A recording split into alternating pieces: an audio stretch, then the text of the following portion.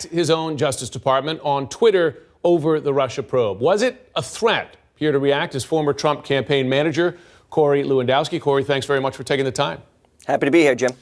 As you saw, the president tweeted today the following on the Mueller probe. He said, quote, "At some point, I will have no choice but to use the powers granted to the presidency and get involved, exclamation point." Do you read that as a threat from the president to fire Robert Mueller or perhaps the Deputy Attorney General, Rob Rosenstein? No, I don't see that as a threat at all. But what I do see it is an opportunity for transparency. And the question is, why hasn't the Justice Department turned over the documents to Congress so that Congress has the opportunity to review everything that they've asked for? This president has said he wants to cooperate. They've turned over tens of thousands, if not millions of documents to the special counsel already, all of the campaign emails. They've cooperated. They've made staff available. I don't understand why the Justice Department isn't willing to share the information with an agency and a government body which has the right to have them. Well, on that point, why would the Justice Department share documents involved in an ongoing investigation to which the president has an interest? Why would they do that? Look, because Congress has the right to have the information. They are a body which is equal to the administration. They have asked for the documents. This administration, specifically, the president has said, what are we trying to hide information for? There are oversight committees that have the right to see the information. And this Justice Department, for some reason, under the Trump administration, is refusing to turn over documents that Congress is asking for, and the president is saying, let's do it. To be fair, they've turned over many, but the argument is that documents relevant to an ongoing investigation where the president has a personal interest, they're not turning over those documents. Is that not a fair argument? No, but Jim, aren't you as the news business, don't you want more transparency, and don't you believe that Congress has the right to oversight?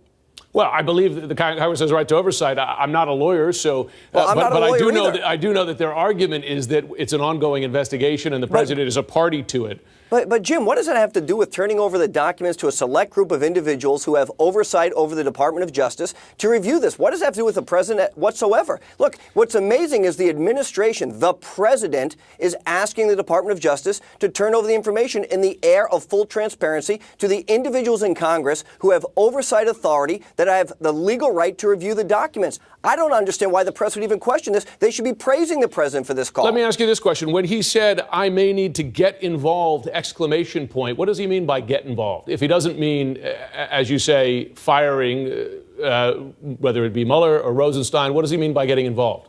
What I think he means is he's going to have to encourage and or demand that the Department of Justice turn over the documents. And we have now seen this on more than one occasion. The Department of Justice refuses to give the information to Congress that has a legal authority to see it. And the president, it was reported, had to call in the Deputy Attorney General and tell him to turn over the documents to Congress. The media should be praising the president for his desire to make sure that all of the information is shared. And I don't understand why they're not. The president, as you know, is replacing White House lawyer Ty Cobb with Emmett Flood, who, as you know, represented Bill Clinton during his own impeachment trial. Is that a signal, in your view, that the president fears that he might down the road face an impeachment proceeding? No, I think the only way the president is going to face an impeachment proceeding is if the Democrats take control of the House of Representatives, which I think is their goal. Their goal is to take over the House of Representatives so they can move to impeach the president.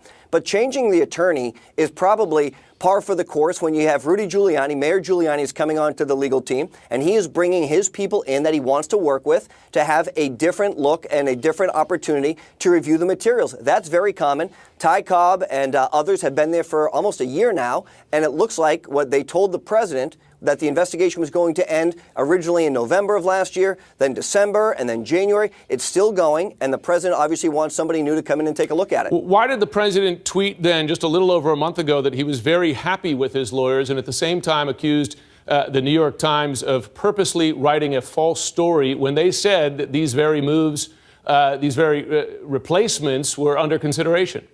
Well, the president obviously is still happy with Jay Sekulow. He's still the lead attorney at the White House. He's still working for. So he's got one of the three. So Dowd and Ty Cobb are gone. But so when he was saying he was very happy with his lawyers, plural, he was just talking about Jay Sekulow, not the two that have just gone out the door.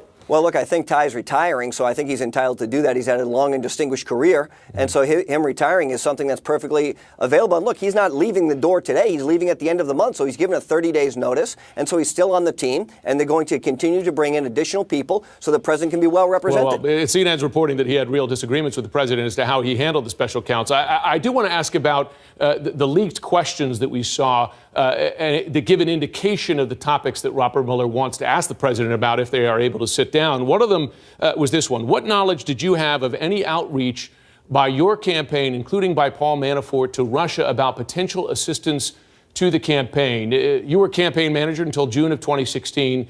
What did you know about Manafort's contacts with the Russians?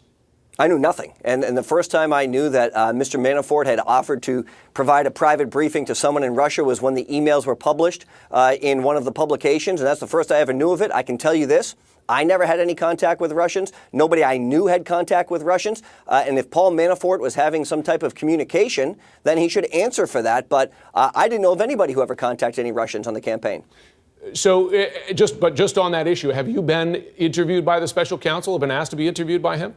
No, Jim, and look, let me be very clear. I volunteered to go before the House and the Senate. I've made myself available to anybody who wants to ask me questions. I have nothing to hide. I've been very clear about that. If the special counsel wants to talk, I'm obviously willing and able to do that. But that's up for them to decide, because I think what they know from my perspective, because they have all of the emails from the campaign, I had nothing to do with any outreach to Russia.